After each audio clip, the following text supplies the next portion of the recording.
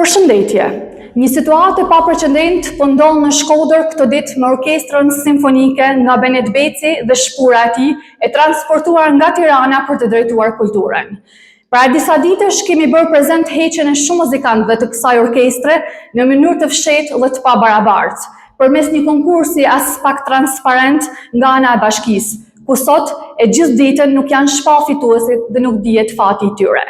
Ditën e djeshme, në një prononcim të gjatë në media dhe në rrjetin e tij social, drejtori artistik dhe dirigjenti i orkestrës simfonike, zoti Jetmir Barbullushi, lëshoi akuza të rënda ndaj Bashkisë Shkodër dhe Benet Becit, duke deklaruar se e kishin shkarkuar pa e dhënë në dieni.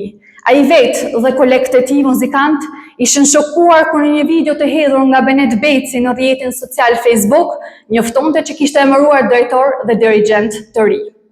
Jetmir Barbullushi është embleme e artit dhe e kulturës mbar shqiptare, si dirigjent dhe kompozitor. Të hedhë zhbalt mbi figura të tilla me kontribute të jashtëzakonshme në skena kombëtare dhe ndërkombëtare është jo vetëm e turpshme, por edhe e pafalshme. Për 51 instrumentist u bë audicion ose gjoja audicion, por ama dirigjenti shkarkohet me Facebook.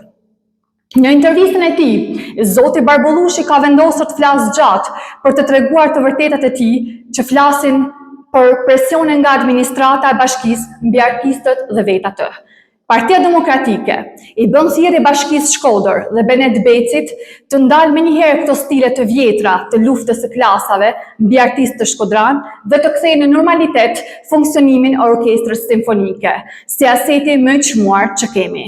Ne do të jemi me artistët dhe në mbrojtjet e tyre deri në fund. Ju faleminderit.